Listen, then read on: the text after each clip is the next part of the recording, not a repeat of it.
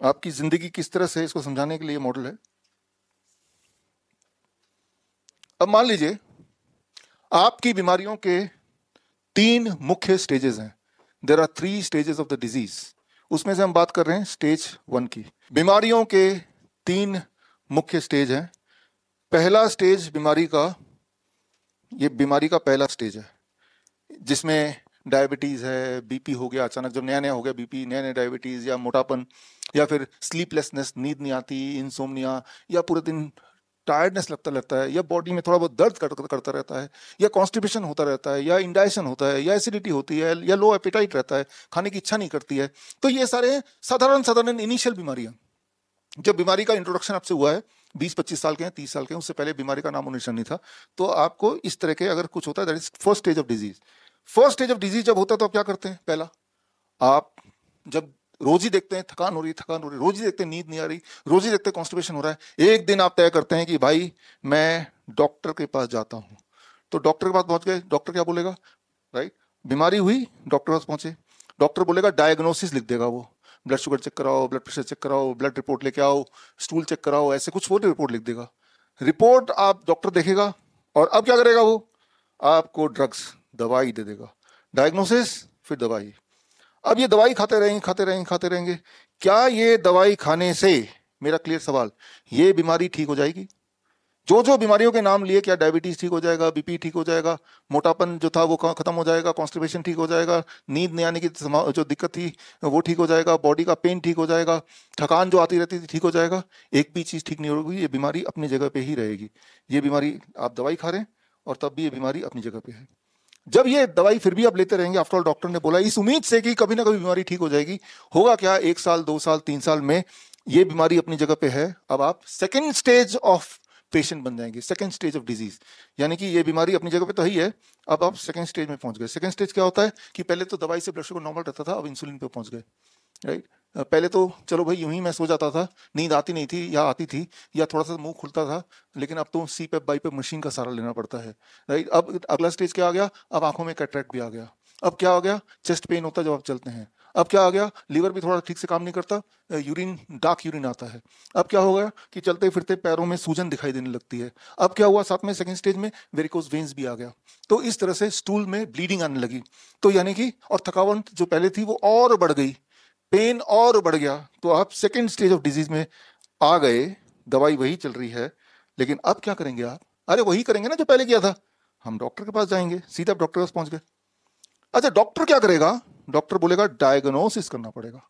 Doctor फिर एक list बनाएगा डायग्नोसिस की, कि भाई आप ऐसे करो, एलएफटी करा दो, केएफटी करा दो, इस तरह के लंबे एक्सरे कर लो, अल्ट्रासाउंड कर लो, ऐसे डॉपलर टेस्ट कर लो, ईसीजी कर लो, ऐसे खूब सारे डायग्नोस्टिक बताएगा। आपने डॉक्टर के कहने पे डायग्नोस्टिक कर लिया, अब क्या होगा? वो डायग्नोस्टिक के बेसिस पे डॉक्टर और दवाई बढ़ा देगा। तो आप और दवाई लेके आ गए घर वापस, इस उम्मीद से कि ये जो बीमारी थी अब ये तो ठीक हो ही जाएगा कभी ना कभी। अब ये बीमारी ठीक होगी क्या? क्या आपको लगता है कि इंसुलिन छूट जाएगी? किसी की छूटी है?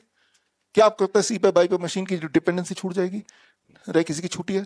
क्या आपको लगता है कि भाई वो जो पैरों की सूजन चली जाएगी अब इस दवाई से?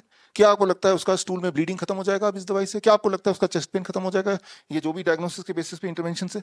ऐसा कभी हुआ नहीं, लेकिन फिर भी डॉक्टर ने बताया दवाई आप ले रहे हैं इस उम्मीद से कि ये बीमारी ठीक हो जाएगी। राइट, यही वाली छोटी बीमारी बड़ी बीमारी बन गई। खाते रहेंगे 3 साल, 4 साल, 5 साल, 10 साल, लेकिन धीरे धीरे ये बीमारी अब थर्ड स्टेज में पहुंच गई, यानी कि सीवियर स्टेज में पहुंच गई। सीवियर स्टेज क्या होता है कि अब आंखों में ग्लूकोमा हो गया, अब अचानक कभी कभी सीजर पड़ने लगे, फेंट होने लगे, यह है थर्ड स्टेज। चक्कर आने लगे, यह है थर्ड स्टेज। एक्सट्रीम कमजोरी आ गई, अब डायलिसिस डिपेंडेंट हो गए, व्हील चेयर पे आ गए, पैरालिसिस हो गया, तो ये थर्ड स्टेज। ब्लड ट्रांसफ्यूजन की जरूरत पड़ने लगी, ये थर्ड स्टेज। इतना कमजोर हो गए कि उठ ही नहीं पाते, ये फाइनल स्टेज, थर्ड स्टेज। तो इस तरह से बीमारियां और बढ़ गई और बढ़ गई, दवाइयां बढ़ गई, बीमारियां बढ़ गई। तो इतनी बीमार पड़ गए तो अब क्या करेंगे? अरे भाई वही करेंगे ना जो पहले किया था, डॉक्टर के पास जाएंगे, डॉक्टर क्या करेगा? अरे वही करेगा जो पहले किया था, डायग्नोस्टिक लिख देगा, और डायग्नोस्टिक लिखने के बाद क्या होगा? अरे वही होगा ना डायग्नोस्टिक की बेसिस से जो पहले हुआ था, और खूब सारी चीजें इंक्लूड हो जाएंगी। वो डायलिसिस की फ्रीक्वेंसी डॉक्टर बढ़ा देगा, कीमोथेरेपी सजेस्ट कर देगा, 2-4 बायोप्सी और कर लेगा। राइट, तो यही चलेगा। तो जब ये चलेगा और ये चलता रहेगा, क्या ये बीमारी ठीक होगी जो थर्ड स्टेज वाली? क्या किसी की ठीक हुई है आज तक? नहीं होगी। अब क्या होगा कि इन सारे चक्करों से आप पूरी तरह आजाद होने वाले हैं, क्योंकि अब सीधे आप हॉस्पिटल के अंदर ही भर्ती होने वाले हैं।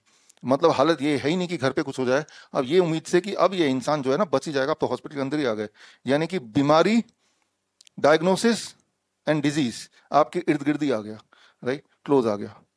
क्या आपको लगता है यहां पे वो ठीक हो सकता है? आप जो लोग मुझे सुन रहे हैं, एक भी ऐसा पेशेंट आप दे दो, एक भी ऐसा पेशेंट एलोपैथी में जो गया था वो किसी भी एक साइकिल से बाहर निकल के आ गया हो, फर्स्ट स्टेज से बाहर निकला हो, सेकंड स्टेज से बाहर निकला हो, थर्ड स्टेज से बाहर निकला हो, ये तभी बाहर निकल सकता है वो पेशेंट, मुक्ति तभी मिलेगी जब उसका सारा माल या उसकी जान खत्म ना हो जाए, तब तक वो ट्रैप में रहेगा। इसे मैं बोलता हूं द हॉस्पिटल ट्रैप, राइट। जो आज ये जो हमारी नई किताब है, हाँ राइट। अब ये चूहादानी आप देख ही रहे हैं, राइट। चूहादानी में एक चूहा जब जाता है अंदर तो देखता है कि भाई मेरे लिए कुछ खाने का कुछ है। उसे क्या लगता है? उसे लगता है कि कोई भले इंसान ने मेरे खाने का बंदोबस्त किया, ये सोच के जाता है ना वो, राइट, कि भाई कुछ खाना मिल जाएगा। अंदर जाता है, खाना मिल भी जाता है, वो खाने लगता है, राइट। लेकिन जब खाना उसका खत्म हो जाता है, ध्यान इधर जाता है, तब वो देखता है कि मैं तो बंधक बन गया, मैं तो ट्रैप्ड हो गया हूँ, राइट। वो खाना जो था वो चूहे के खाने के पर्पज से नहीं था, लेकिन उस चूहे को पकड़ने के पर्पज से था। तो जो डॉक्टर आपको डायग्नोसिस बोलते हैं वो डायग्नोसिस आपको ठीक करने के पर्पज से नहीं है, इस ट्रैप में फंसाने के पर्पज से है। मुझे पता है कि इस वक्त आपके दिमाग में चल रहा होगा, जो लोग मुझे देख रहे हैं, सुन रहे हैं, कि भाई ये तो बिल्कुल कॉन्ट्रडिक्शन है, राइट। कई लोग आहत भी हो रहे होंगे, खासतौर पर वो लोग जो डॉक्टर है और मुझे सुन रहे हैं। लेकिन सत्य यही है। अगर आपको विश्वास नहीं आए तो फिर इसका इंतजाम भी मैंने कर दिया। वो इंतजाम ये कि ये किताब में जो 31 मई को मैं रिलीज करूंगा, इस किताब में एक एक उदाहरण पूरे एविडेंस के साथ इसमें होगा, जिससे ये साबित हो जाएगा, आपको पता चल जाएगा कि ये जो मैं बता रहा हूं यही सत्य है कि hospital trap, diagnosis, drugs, diseases, फिर डायग्नोसिस, फिर ड्रग्स, फिर डिजीजेस, और ये साइकिल करते करते एक दिन आएगा जब या तो सारा माल खत्म हो गया या आपकी जान ही चली गई।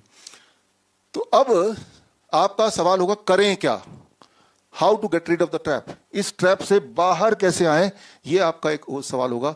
तो जो कि मुख्य मुद्दा भी है आज का, कि इस ट्रैप से कैसे बाहर आए, इसी पे हम बात करने वाले हैं, how to come out of the trap. ये सबसे महत्वपूर्ण पार्ट है इस ट्रेनिंग का, इस ट्रेनिंग को जो आपको घर पे काम आएगा, राइट। तो दोबारा से हम इसको ठीक से रख देते हैं। अगर आप स्टेज 1 ऑफ द पेशेंट है, स्टेज 1 में है, स्टेज 2 में है, या स्टेज 3 में है, या फिर हॉस्पिटल के अंदर ही क्यों ना है, किसी भी स्टेज में ये पॉसिबल है इस ट्रैप से पूरी तरह से बाहर निकलने का। हमारे पेशेंट जो मेरे पास आते हैं, हमारे पूरे देश में 500 से अधिक doctor BRC clinic at the rate home है देश विदेश में, तो वहां के पेशेंट्स ट्रैप से बाहर निकलते हैं। अधिकतर पेशेंट तभी आते हैं जब वो थर्ड स्टेज में होते हैं या हॉस्पिटल में पहुंचे गए होते हैं, उसके बावजूद भी वो आराम से इससे बाहर निकल पाते हैं। तो क्या कैसे निकलते हैं, जरूरी नहीं कि आपको मेरे पास आना है, मेरे हॉस्पिटल जाना है, मेरे doctor BRC clinic at the rate home में जाना है, लेकिन यही मेथड आप सीखिए, अभी मैं अभी सिखाने वाला हूं, आप घर पे कीजिए और आप आसानी से इस ट्रैप से बच सकते हैं। बड़ी से बड़ी बीमारी का आसान से आसान इलाज घर बैठे ही हो सकता है। अधिक जानकारी के लिए कॉन्टैक्ट करें nearest doctor BRC clinic at the rate home.